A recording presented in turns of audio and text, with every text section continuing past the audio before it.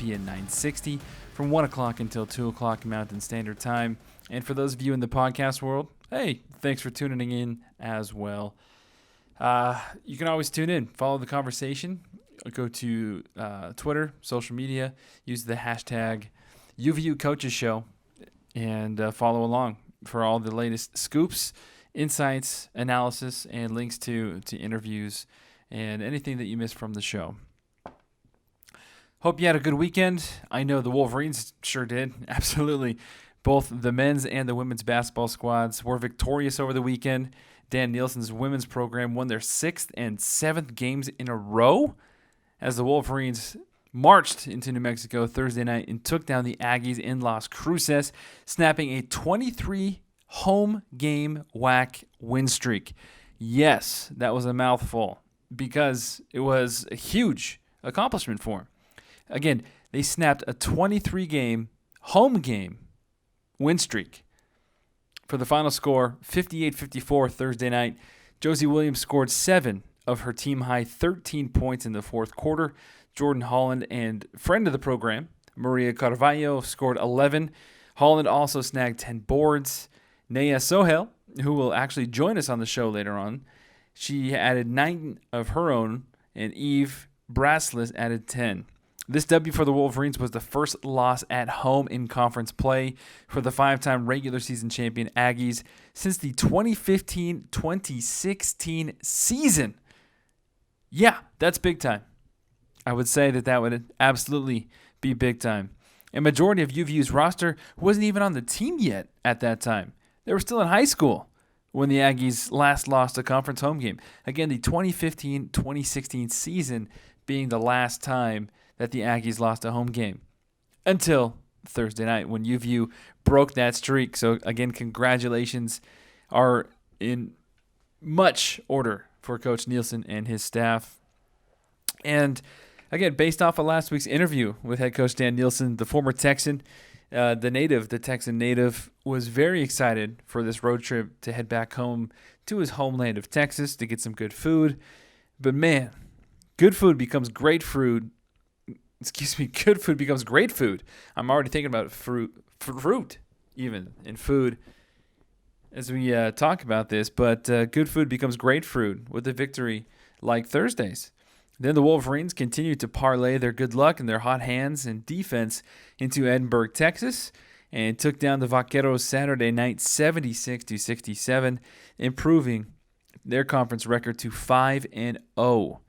Eve Braslis had a game-high 18 points for the Wolverines, while Alexis Cortez scored 17, and Jordan Holland added 16 and 9 boards as well.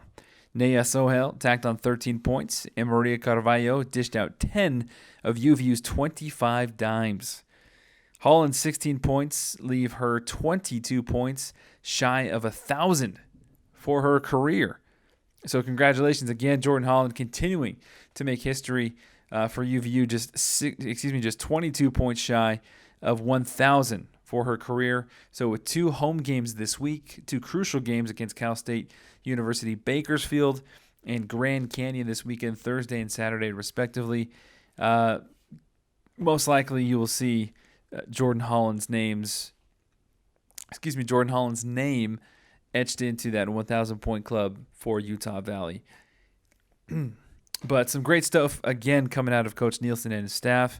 And like I said before, we'll hear from women's basketball's Neha Sohail, as well as assistant coach Ashley Garfield on today's show. They had a busy travel schedule over the weekend, and they were very kind enough to take some time to join us from the airport Sunday afternoon right after they got off the plane. They were in the middle of a layover, and they were trying to get some airport food, and they took some time to chat with us. We recorded some of those interviews, so we'll have those interviews coming for you up later on in the show. As far as the men's basketball team goes, Mark Matson's crew faced an uphill battle at the UCCU Center on Thursday night as the Wolverines fell to conference top spot sitter New Mexico State 56-70, and it wasn't pretty. It was not the prettiest of games by any means, but don't let the box score fool you. 56-70, it might look daunting right from the get-go, but hey, The Wolverines were very much in this contest up until about 4 minutes or so left to play. Then the Aggies turned on the afterburners and went on an 18-2 run to finish out the game. You know, there's really not a lot you could have done for the Wolverines. That's when the athleticism and the length of the Aggies from New Mexico State just really kicked in to overdrive and took over the Wolverines for that loss on Thursday. But the Wolverines bounced back, and boy, did they need to bounce back on Saturday. They found newfound life as they took down UTRGV for a much-needed W. Final score in that one on Saturday was 72-70, and it was an absolute thriller. I mean, it was a blast. It was a blast to call. I had the privilege of calling that game with Holton Hunsaker for the WAC Digital Network on TV, and this was a game that went back and forth more than a gold medal ping pong match at the Olympics. And there were 15 lead changes. The game was tied 11 times. And a majority of all this took place in the second half. Trey Woodbury opened up the game with a three-pointer for UVU within the first 10 seconds or so of the tip-off, giving the Wolverines a quick 3-2 lead. But then after that, UTRGV took over in the first half, and they led as much as 13 points. But UVU found a way to come back. They played some defense led by Eman Olojapoki and his 5 blocks, and he altered at least another 5 or 6. I mean, the dude is an absolute freak. He's an animal, getting a couple lobs from his teammates. But they were able to claw themselves back and tie it up about 30 apiece right at the break. And can't say enough about Utah Valley's bench points. Their bench points production, they outscored UTRGV from the bench 43-10. Utah Valley had 43 points coming off the bench, and TJ Washington and JJ Overton came off the bench. And between those two combined, they provided a shot of NOS to the Wolverines' fuel tank, scoring 41 of UVU's 43 points off the bench. In just those two players combined. TJ Washington would finish the game with 25 points, 6 of 12 from the field, so shooting 50%, while Overton had a career-high and season-high 16 points with 8 boards. The game, like I said, was back and forth all throughout the second half, and with about 10 seconds left and the score tied up at 70, TJ Washington had the ball, and here's how it sounded. 11-10 on the clock. TJ Washington past the timeline, behind the back, 6, 5, 4. Got him. TJ Washington to Isaiah White! 1.3 seconds left. TJ tips it out of play. 1/10 of the second left. Isaiah White puts the Wolverines on top, 72-70 here at home. Like I said, it was a fun one to call and to be a part of. And here's what TJ Washington and Isaiah White had to say after the game. I got the ball with 11 seconds left, and I knew once I didn't see the double team that I could either create a play for my teammates or make something happen. And they came and helped at me at the rim, and I really saw 2 teammates. I could have picked either one, and I just hit Zay, and he hit the game winner. What's that like? Does it get that in that moment? You know, I mean, about as easy a shot as you could ask for to win a game. Yeah. I was just in the moment. It happened really fast. So he passed it to me. I caught it. I laid it up, and I realized, oh, that's game. You know. So then got pumped up. It was a great pass. After a rough one on Thursday, what changed today? Just the energy. You know, you get tired of losing, and you know you have to come together, and we came together tonight. Yeah, in the locker room, Coach said fight through adversity, and I feel like we did a really good job of that tonight, coming back after 3 straight losses. We just got to play better as a team, like we know we can. We have to be a team that no one cares about scoring. We have to be unselfish. That's how, you know, the top teams are. We just play a top team like New Mexico State, and they're all swinging and all, and, you know, they're moving the ball, and that's how we have to be in order to win games. Coach Madsen adding in his comments here as well. I was proud of our guys. We played probably 25, 30 minutes of great basketball against New Mexico State. We let a couple of their shooters get loose, a couple of inopportune turnovers, and that game turned a little bit south, even though we battled back at the end. So it was a tough loss against New Mexico State, but I was proud of our guys today for going out there, executing the game plan. I think tonight what you saw was guys just stepping up and making huge plays. Kaz and Jardine, huge free throws. huge way to attack, to draw the fouls. So those were huge free throws under pressure. You look at Isaiah White. I mean, Isaiah's now had multiple game winners. I mean, you get that ball underneath the rim with 1 or 2 seconds left. A lot of guys can fumble it. It can go off their hands. He picked that thing up, put it right in. Game winner. And of course, TJ. TJ Washington is someone who has a huge heart. TJ's heart is like the heart of a lion, okay? He fights, he battles. Once practice starts, he's one of our most consistent workers, never takes a day off. I can't say enough about TJ. And really, you can't say enough about every player that stepped on the court. I thought TJ Washington really did a nice job down the stretch. We ran an action that was working and that they couldn't adjust to it. And TJ was able to exploit. And you got to give UTRGV a lot of credit. That's a great team. They changed their defenses every possession, which makes it difficult to run your stuff. And so we opened it up, gave some space, and J.J. Overton finished around the rim, made plays for others, defended. He stepped up off the bench, key rebounds. And so I was proud of J.J. and his ability to come in and make such a big contribution. It's nice because I'll say this about our guys. There have been a few tough losses lately. The UMKC loss was a tough one. That was a tough one. That was one that we felt was in our grasp. New Mexico State, we played them tough. So we've been in all these games. And I'll say this, our players have been chipping and working and consistently doing their very best every day in practice. And we come together as a group, we talk a lot. And the message we all are reaffirming with each other is you work really hard every day. You take small steps. You do certain things. You don't know when the breakthrough is going to come, but it will come. It will come. We want to be peaking. The further conference goes, we want to be peaking. Work so hard. Well, what I've told them is whether it's basketball or life, there's going to be peaks and valleys at every step of the way. Obviously, we want more peaks than valleys.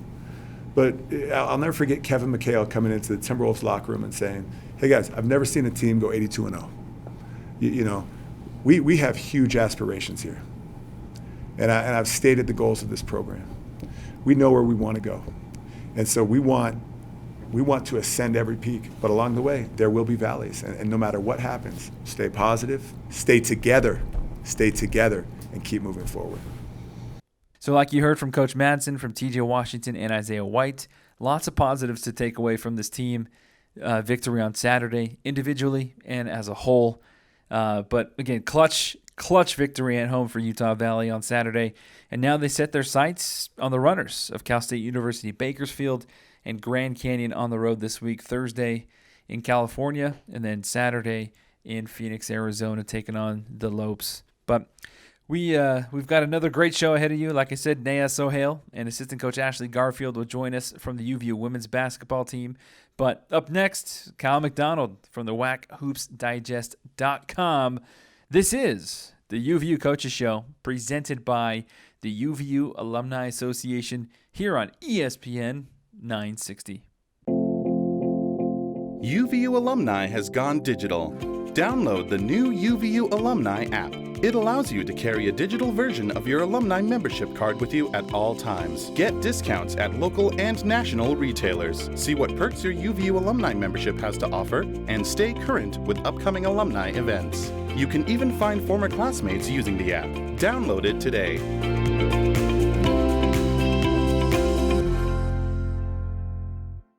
Hi, this is Tim at Sierra West Jewelers. Sierra West is having its annual sale, 40% off most items in the store, and we have up to 5 years on credit, OAC. Big names, 42 years, only at Sierra West Jewelers.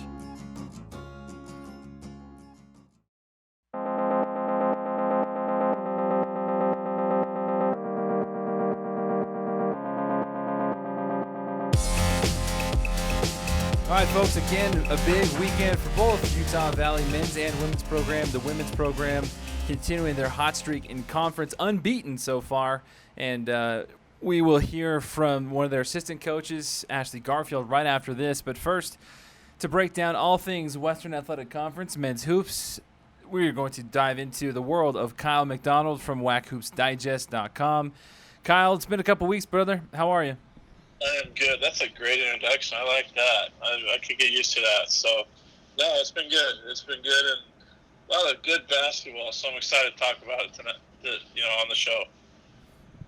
Well, first off, let's go ahead and start with Utah Valley. Again, Thursday night, it was not what Utah Valley fans would have hoped for. New Mexico State fans, who I'm sure you've become chum buddies with on social media with all your articles, said that that's exactly what they were expecting. But Utah Valley, again, losing to New Mexico State on Thursday. What did you learn about New Mexico State and Utah Valley from Thursday's matchup?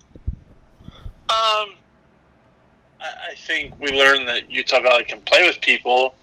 They just have to avoid giving up big runs. I mean, they have to manage those big runs. I mean, that's all it took for New Mexico State. It was a 2-point game with about 15 minutes left to go in the second half, and it ballooned to a double-digit lead on an 18-1 run by New Mexico State. So, if Utah Valley manages that run, maybe it's a whole different ballgame.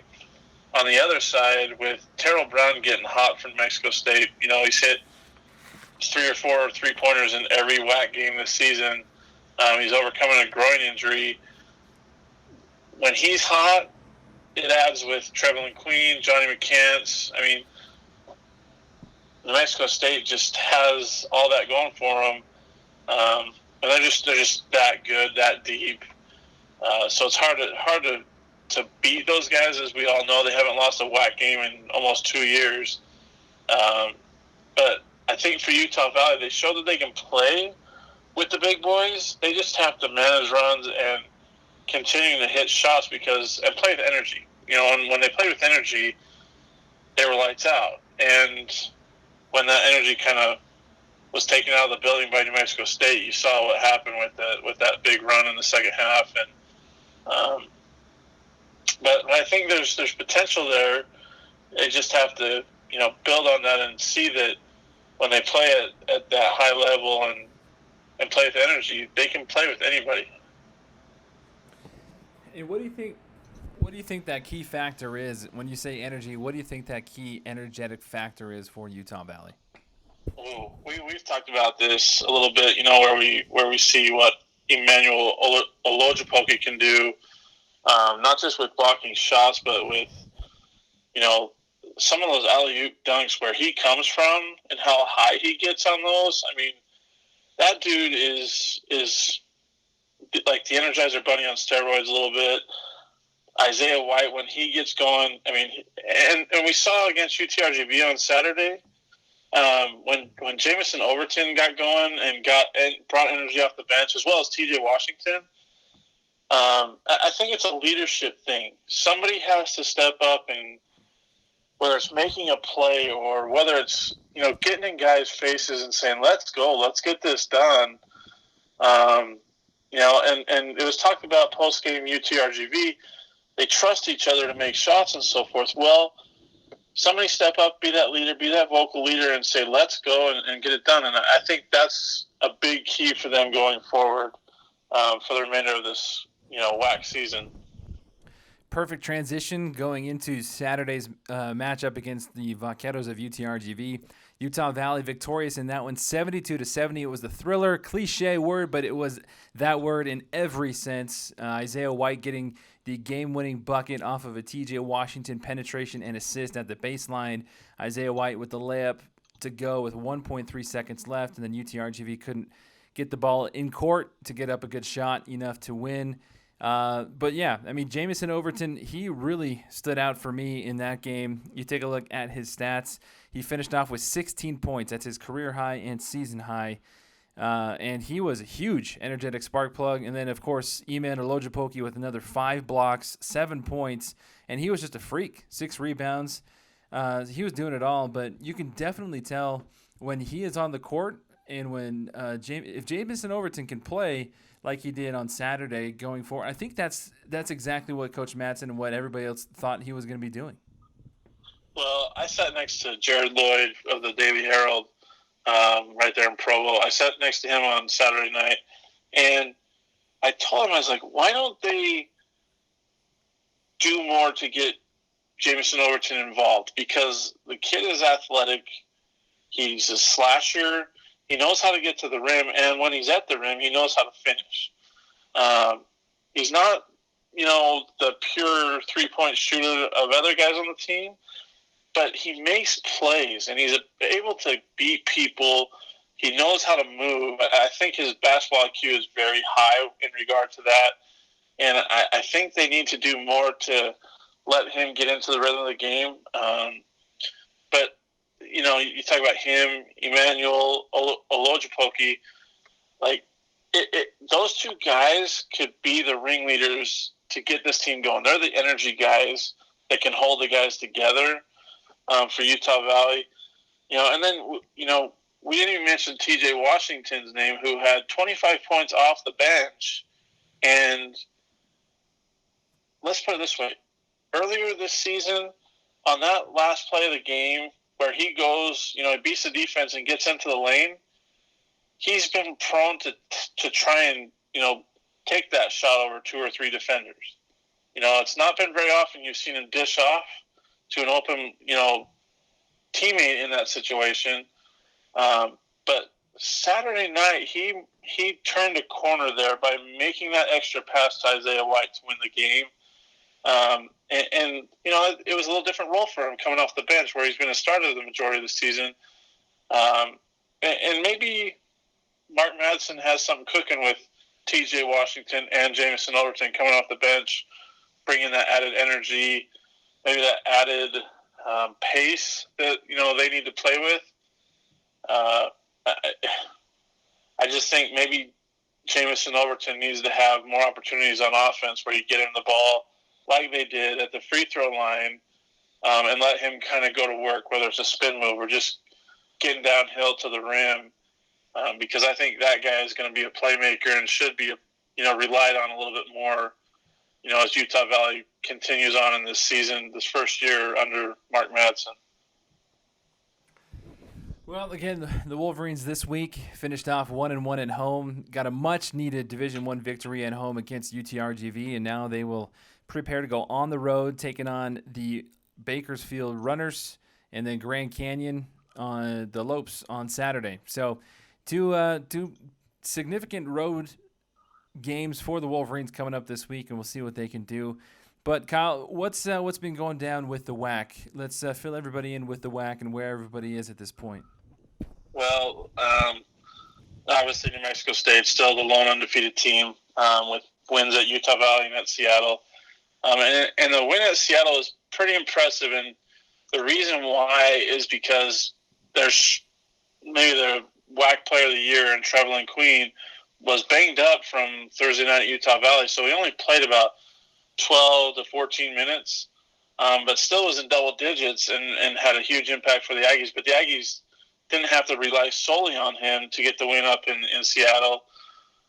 Grand Canyon, I don't know if my article on WAC Hoops Digest about head coach Dan Marley being on the hot seat maybe woke them up. But the Lopes got back-to-back wins on the road this weekend, beating Chicago State and then going into Kansas City and beating the Roos in the Sweeney Center. So they get to come back home with 2 monster games against Seattle and Utah Valley this weekend, and so who knows if that awoke a sleeping giant. Maybe it did, but we'll see. Kansas City's kind of fallen back. They lost 4 in a row. I don't know if the injury to big man Javon White is really hurting the Roos right now, but they've struggled. They lost to Bakersfield on Thursday, then they lost to Grand Canyon on Sunday in that weather-delayed game. And so Billy Donovan's got to figure it out with his guys who were really playing well prior to going down to UTRGV in New Mexico State, 2 weeks ago. And then, California Baptist didn't play a WAC game this week, so they've kind of been, maybe left out of the conversation, but they're still right there with 1 conference loss. They host Chicago State, and then they host Kansas City, so they have a chance to stay right there with, New Mexico State for that, regular season, lead in the conference. it's a fun league, though. It really is, and there's some great players, and it's fun to see some parity among the other teams not named New Mexico State. But even then, New Mexico State didn't blow out Seattle. They, won by double digits over Utah Valley, but it wasn't necessarily that dominating blowout win that you might have thought was coming. And last week against Kansas City in Las Cruces, they only won by 4 points. So I think there's a lot more parity than people realize. And so it's just a matter of what teams can maybe get that win that they're not expecting, like a CSU Bakersfield who goes into Kansas City on Thursday and beats the Roos. I mean, who thought that was coming? And so it's a fun league to watch, and there's some great play going on right now, and I mean, it's just going to be fun the next month and a half till we get to, the WAC tournament in Vegas in March. So, which is a good plug. If you are planning on going down to WAC Vegas, feel free to go to the UVU's website, GoUVU.com, and get your tickets. Again, that is March 12th through the 14th, so 12th, 13th, and 14th at the Orleans Arena in Las Vegas, the WAC tournament. So, Kyle, final parting words here. What are you expecting from the Wolverines this weekend, and what are you expecting from the WAC this weekend? That's a tough one, Brad. That's a real tough one. I mean, going to Bakersfield, obviously the Icardo Center is always difficult to play in. And the thing is, it's not like the biggest thing for Utah Valley is can they get it back-to-back wins? I mean, they've really struggled this year. They did it early on in the season when they beat Ottawa and then beat UAB, and then they did it early at the end of December when they beat Antelope Valley and beat Chicago State. Other than that, I mean, out of the 8 wins, they don't have many back-to-back wins. So, and they're predicted by KenPom to lose both at Cal State Bakersfield and at Grand Canyon.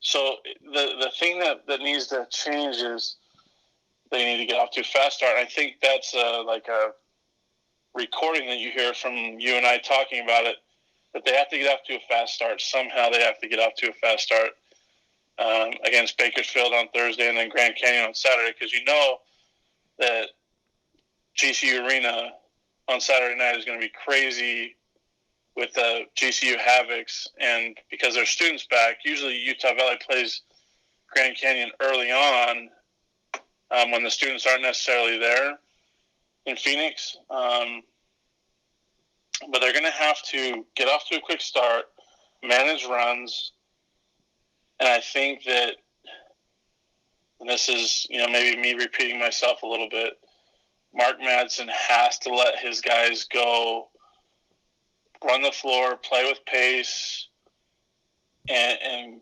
attack the rim, because that's what they're best at. And I mean, it's going to be a difficult road trip, but we've seen so far in WAC play that it's not out of the realm of possibility for somebody to go into some place where they're predicted to lose and win ball games. So I just think that start to both games will be the key factor in how, in determining those outcomes. All right, Kyle, thank you so much. As always, my man, appreciate it. Again, feel free to hit up Kyle McDonald on Twitter. That's at Kyle Sports Bias, and then as well at WAC Hoops Digest. You can also check out wachoopsdigest.com and shoot Kyle a question or check out all the amazing articles there. Thanks, Kyle. Thanks, Brandon, for having me. Absolutely. We'll be right back with UVU women's basketball assistant coach Ashley Garfield right after this here on the ESPN UVU Coaches Show on ESPN 960. At Ken Gar Volkswagen in Orem, we believe in supporting our neighbors and the hardworking UVU basketball team. Since our store is perfectly located on University Parkway in Orem, we're ready to play ball with our UVU Wolverines and give them and you a car buying experience unlike any other. Be sure to stop by our store for all your automotive needs, because at Ken Gar Volkswagen in Orem, we hear you. Your #1 UVU basketball fans, Neil Dastrup Insurance and Auto Owners Insurance is a winning combination. You know texting while driving is dangerous, yet most people admit to doing it anyway. Drivers are 23 times more likely to be involved in a car accident while texting. Know the facts and wait to text. The danger is real and it applies to you.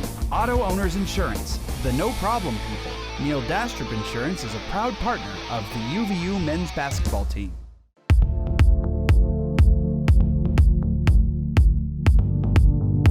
Welcome back to the UVU Coaches Show presented by the UVU Alumni Association. Brandon Crowe with you here as always on ESPN 960. It was a fantastic week for the Utah Valley women's basketball team, continuing their dominance in Western Athletic Conference play. A very close game, but a victory nonetheless on Thursday in Las Cruces, defeating New Mexico State 58-54. And then on Saturday, taking down the Vaqueros of UTRGV 76-67. We are pleased to be joined by one of the stars of the team, Neha Sohail, who's kind enough to join us in the middle of a layover in the airport. Is it Neha? How was the flight?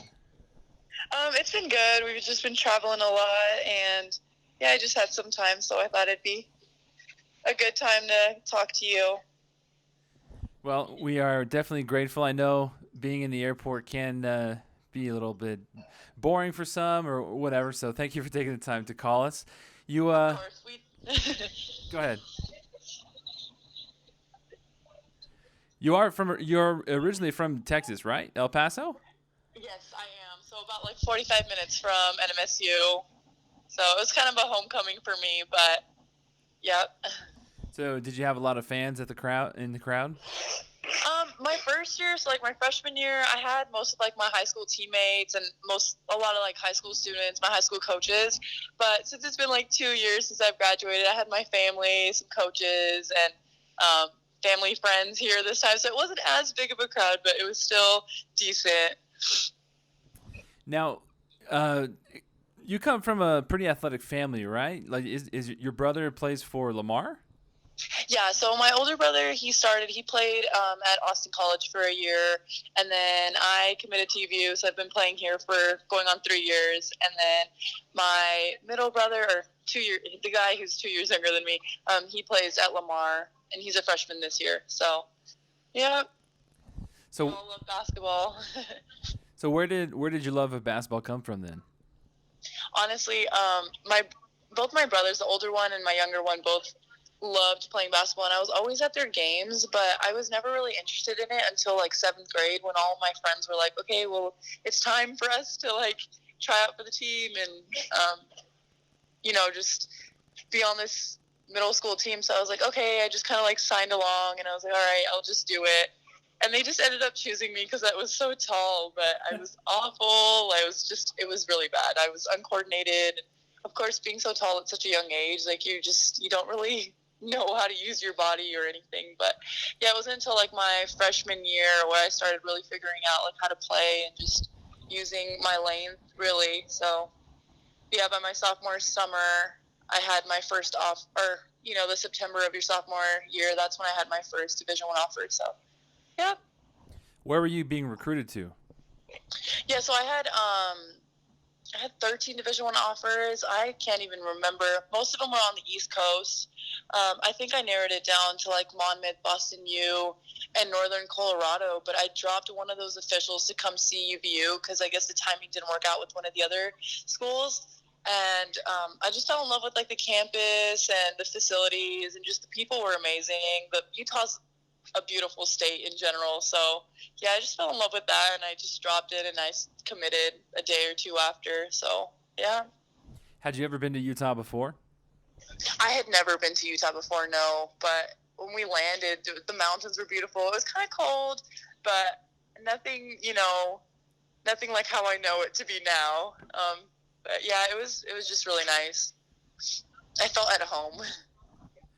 Now, you have been this will be your second full coaching staff. You had Coach Nixon before, and now you have Coach Nielsen. What is it that you've seen, that you've learned so far from Coach Nielsen and his coaching staff? Yeah, so my freshman year was kind of a struggle because I dealt with injury. So I only really played 15 games. And then last year, I tore my labrum in my shoulder.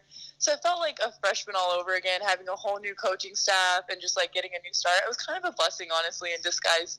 Because in the moment, I was like, why is this happening to me and all that kind of stuff. But no, Coach Nielsen and his staff are honestly one of the best. I feel like it's just a whole turnaround in this program, and it's just all of us buying into what he has, to say, and just knowing that he has so much experience and knowledge about the game. It's been an amazing year so far.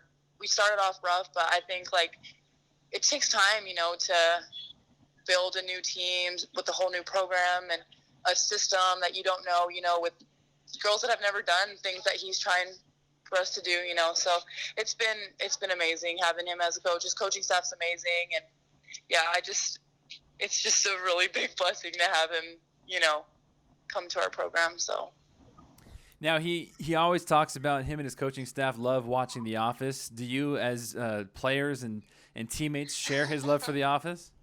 Okay, I'm one of the players who just like doesn't get The Office, and I don't watch it. But no, there's a lot of players on our team that love The Office. If The Office isn't your show of choice, what is your show of choice? Ooh, I don't really watch a lot of TV, so I would just say like ESPN right now. Like I just kind of watch whatever shows are on ESPN, or like games that are on. But I love keeping up with the Kardashians. That's kind of my guilty pleasure, I guess. All right, then my wife can share that guilty pleasure with you. Sometimes I'll catch her watching that show. Who, do you have a particular Kardashian that you feel more aligned with, or do you feel it's like you have something in common with? Chloe's super cool. I love her. All right, shout out to Chloe. I know they do make their appearances up at Sundance every now and again, so maybe if this gets enough, maybe I'll have my chance. Maybe you'll have your chance. She comes down and visits you for a game or something. Perfect. Now, if you weren't playing basketball, were there any other sports that you had interest in? Yeah, so in 7th grade, I also tried out track, and so my coach just put me in like literally everything. I hated high jump, but I loved doing the 100, 200, 4x1, 4x2. And so I thought like in high school I would do track, but then I realized it was the off season of basketball and I had just gotten done. And I'm like, I don't want a coach telling me to run, all the time. So I was like, yeah, I'm probably not going to do track. But yeah, if I wasn't playing basketball, I love volleyball. I've never played it, but I feel like if I didn't play basketball, I'd probably play volleyball. We'll see what Coach Atoa would think of your skills. Yeah, no, I don't think so. I have never really played. Now, you did say, going back to the team, you did say that it takes time, a lot of new pieces, new puzzles trying to be put together. But what do you think has really clicked for you over the last 7 games? I think our team just kind of like has gotten it on defense. Like we just are a team, really. It doesn't matter who goes out there, like one day it can be someone's time to shine, the next day it's someone else. And so that's what I love. We're just so versatile, and we're just like a team. We don't really care about stats or individual, accolades. We're just really focused on winning and being there for our team. So I think that's really what clicked for us. And defensively, I think, is where it starts. Like, we've kept most of our teams under, 60 points these last, I think 4 games until, UTRGV. So, yeah, it just boils down to defense for us. What's the hardest aspect about being a Division I athlete? I would just say balancing school and basketball. Just I don't know, we're on the road and I still have homework and other things to do, but you're super tired and a part of you just wants to go to bed. So I think just managing all your schoolwork and communicating with teachers that you're leaving and stuff. But I think it's doable just as long as you have time management. Now, is it true that you speak multiple languages? I do. I speak Urdu, which is a native language in Pakistan, and then obviously English. So what's harder for you? Well, let's see. What was your first language, Urdu? Yes, it was. I didn't learn English until I got to school. because my grandparents took care of me. My mom was working, so and my dad was also working. He'd also take care of us, but like if I had to communicate with my grandparents, it would have to be in my language because they don't know English. So I just had to really early on like learn the language to communicate and get what I wanted as a young child. But obviously when you go to school, not everyone knows that language, so I just had to learn how to speak English. It wasn't too bad for me. But yeah, in our house we do speak Urdu, and whenever I communicate with my parents or like my brothers, we do communicate in our language. What's more difficult, trying to learn another language or trying to read defenses? Probably learning a new language. Well, we know that you do have some downtime or some rare downtime when you're not traveling. So again, we thank you for taking the time to be with us. Last question for you: What do you expect from this team going forward, and where do you see this team going forward? We're actually a very young team, I feel like, and I think the sky is like the limit. Like we have so much potential on this team. I feel like we can just win a conference championship, go to the NCAA tournament. We've talked about it all season, really, and so I don't think anything's stopping us from doing that. So it's just, if anything, we will stop ourselves. So just knowing that, like, we can do whatever we want, and we have the potential to do that. So, yeah, that's kind of where I see us. Excellent. Well, great stuff, Neha, and continue having fun out there. Of course. Thank you so much. You got it. Travel safe, and we'll see you this week as you guys got your home game. Perfect. Thank you so much. You got it. That was Neha Sohail from the women's basketball team, and we will take a quick break here on the UVU Coaches Show and be right back with more on ESPN 960. Wolverine Crossing is Utah Valley's premier student housing. We provide the largest amenities in Utah, including 2 resort-style pools, 2 hot tubs, a 2-story gym, sand volleyball, basketball court, and so much more. Pick from our newly renovated 1, 2, 3, and 4-bedroom layouts. We know we have the perfect fit for you. Spots are filling fast. Come in today for a tour and find out why Wolverine Crossing is home for you. Why does your business need Vivid Print today? For banners, yard signs, NCR forms, business cards, promotional items. Why will you need Vivid Print tomorrow? For booklets, business card magnets, custom printed fabric items, trade show pop-ups. And why Vivid Print in the future? For letterhead, newsletters, flyers, stickers, window claims. Vivid Print, promotional signs and graphics. Hi, this is Jamie Barris with Vivid. If you can dream it, we can design and print it. Go online to get-vivid.com and get ready for great service and Vivid Print, promotional signs and graphics.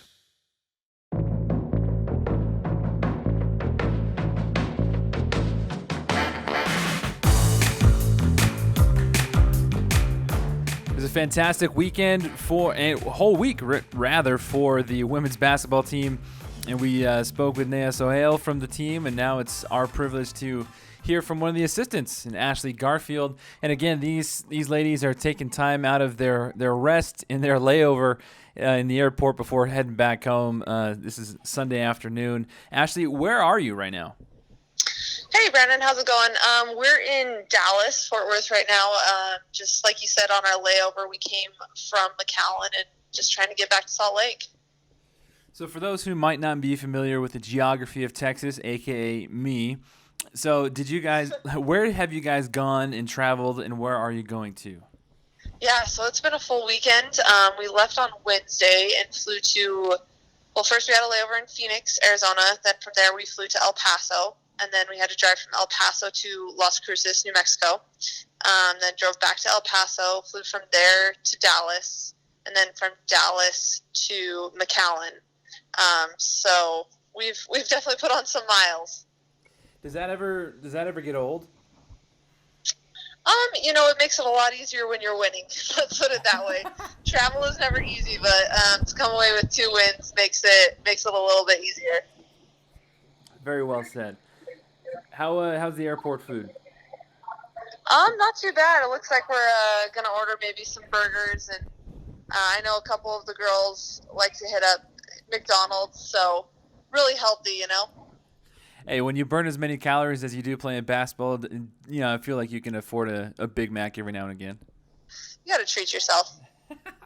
Now, I spoke with Coach Nielsen last week, and he said, he being from Texas was really stoked to be back. Did he try and take you guys to any special food places at all? Last night after our game, because we played at 1 o'clock in the afternoon, we kind of had time to go to a nicer place last night for dinner. So we went to a place called Costa Mesa, really good Tex-Mex. I know everyone was loving the fajitas, the enchiladas, chips and salsa. You kind of can't go wrong with that kind of stuff there. No, now you're speaking my language. Exactly. Yeah, I definitely was full. Well, now, in speaking with Coach Nielsen last week and in speaking with Neha today, again, a rough, bumpy start for your team, for the squad this year. But what's clicked really over the last 6-7 games? Yeah, no, it's been really fun and honestly really rewarding to kind of see, as you said, that click happen.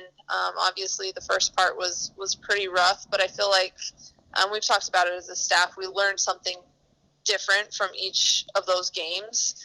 And I think the biggest difference is just defensively. I think that maybe some of the terminology we're using, some of the concepts that we've been trying to teach has really started to sink in for these girls, and credit to them. They've bought into it. They've continued to work hard. They continue to stay positive and trust in what we as a coaching staff are trying to implement. And then obviously they're the ones that have to go out and do that and execute it. And they've done a really good job of that over the past, few weeks that we've been playing. Again, you're listening to the UVU Coaches Show, speaking with Ashley Garfield, one of the assistants for the women's basketball team. The basketball team successful last week on Thursday in Las Cruces, defeating the Aggies 58-54, and then on Saturday in Texas, taking down the Vaqueros of UTRGV 76-67. Now, you guys did something very impressive on Thursday, snapping, what was it, a 23-game win streak for the Aggies? How did that feel? That was awesome.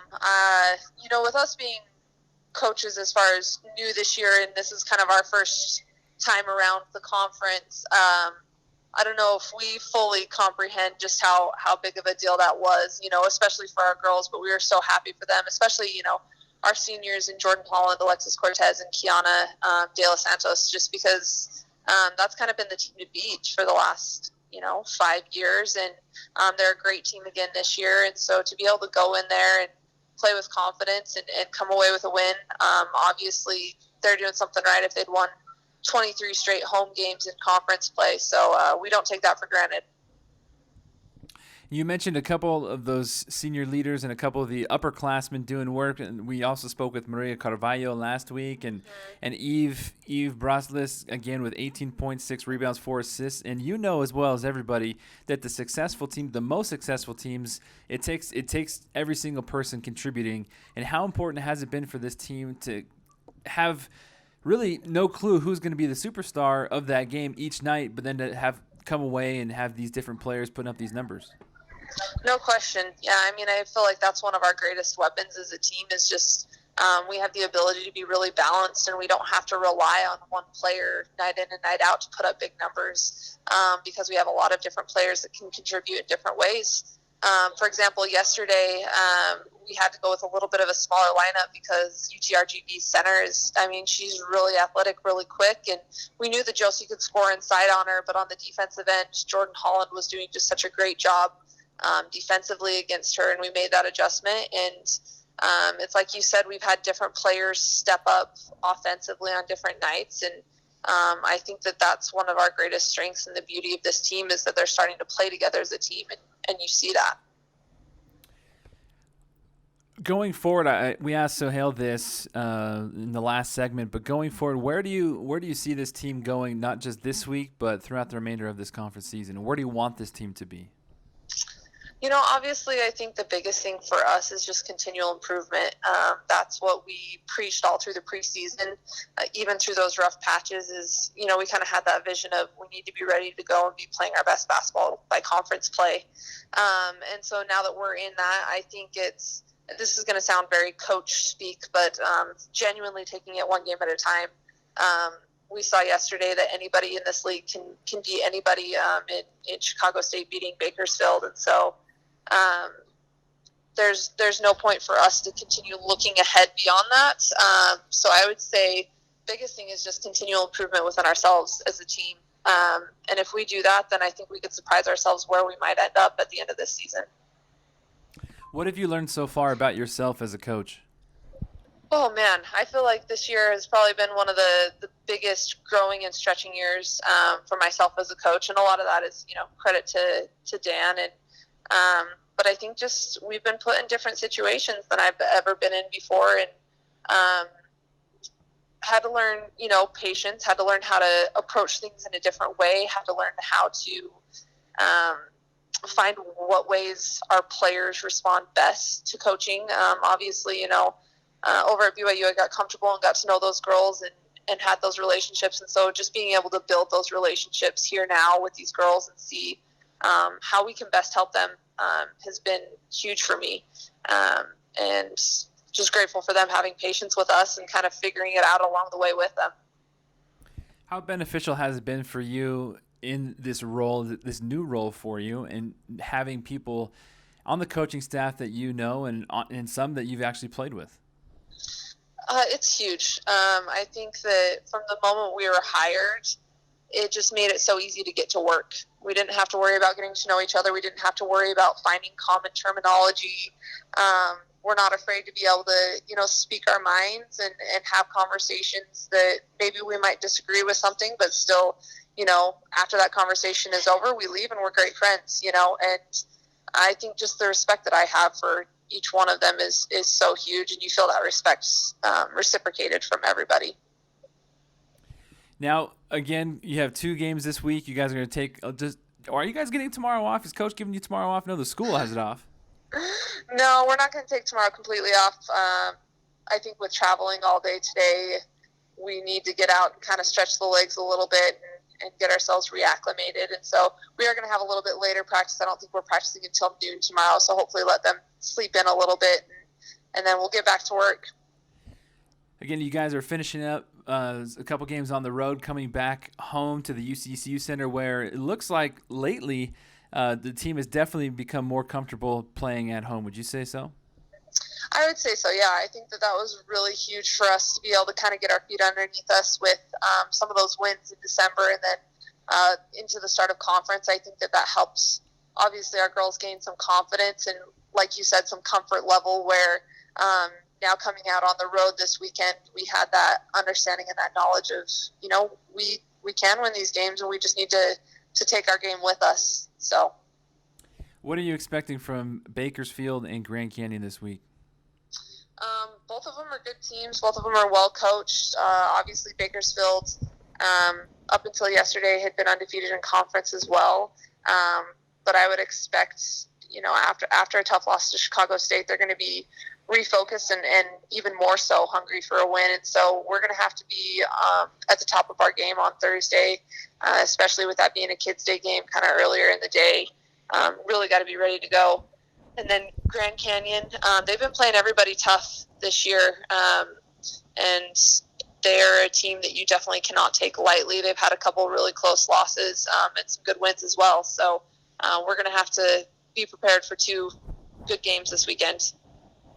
Well, Ashley, as always, thank you so much for taking the time. Very gracious, and we appreciate it. Thank you so much. Really appreciate all you do, Brandon. Thank you. Go get yourself a good burger and find a good show to watch and pass some time. Thank you. All right, that was Ashley Garfield, one of the assistants for the women's basketball team. We'll take a quick break, and we'll be right back to wrap things up here on the UVU Coaches Show, presented by ESPN 960. UVU Alumni has gone digital. Download the new UVU Alumni app. It allows you to carry a digital version of your alumni membership card with you at all times. Get discounts at local and national retailers. See what perks your UVU Alumni membership has to offer, and stay current with upcoming alumni events. You can even find former classmates using the app. Download it today.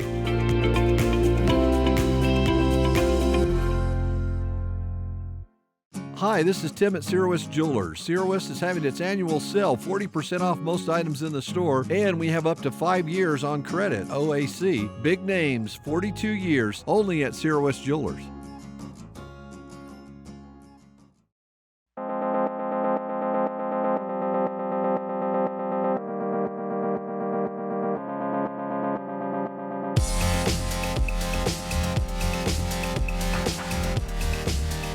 Fantastic weekend for sports for Utah Valley. Again, the men and women being victorious over the weekend. and had some good football games to watch too. We finally know who is going to the Super Bowl. Kansas City Chiefs defeating the Tennessee Titans. San Francisco 49ers defeating Aaron Rodgers.